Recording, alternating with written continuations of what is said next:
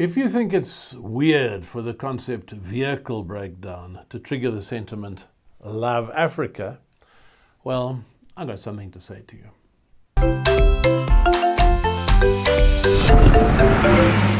Anyone presenting a booby prize for breaking down in Southern Africa, I put my hand up.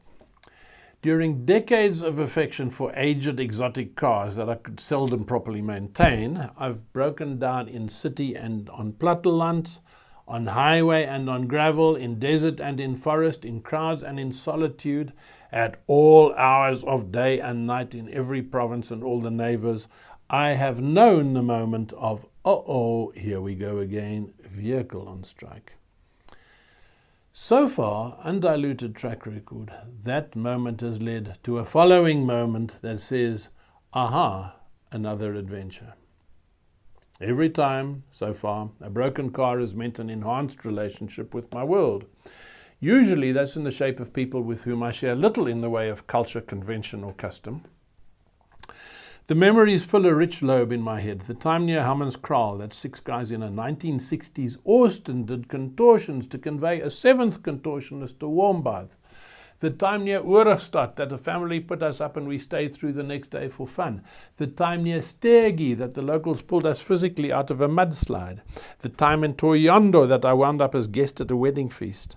The one that rings the loudest bells wasn't in an exotic at all, but my wife's reliable Toyota station wagon. On a road of rocks 100 kilometers out of Nongoma, the clutch vanished. What first followed was pure cartoon. I have the bonnet up, I am staring sternly at the engine. I say, okay darling, press the clutch, and I get an eyeful of deadly accurate clutch fluid. Well, recovery took place, followed by trudges through veld, immense hospitality.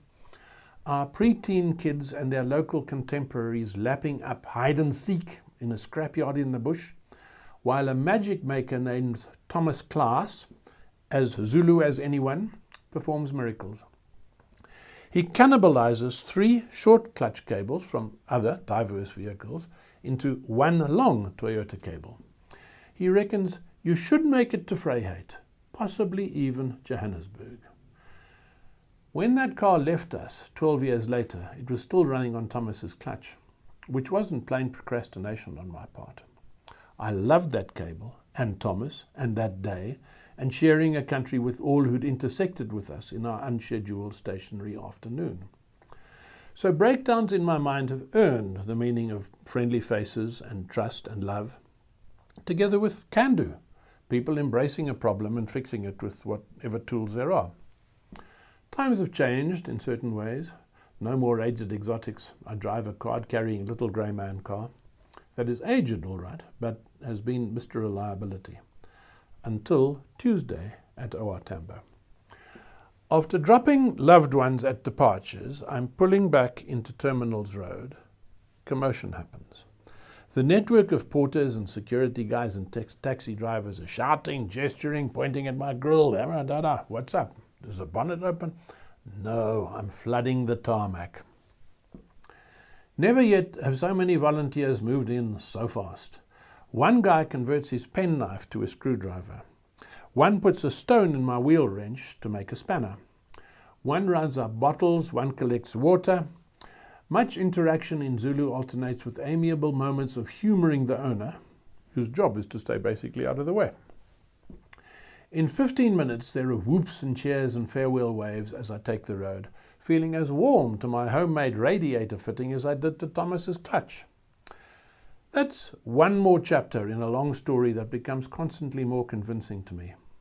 The text of life at the tip of Africa has a rare beauty. Don't get jammed on the rude political punctuation. Where people meet people, beauty is on offer. And if you find it elusive, no worries. Go get yourself an ancient vehicle that will break down a lot.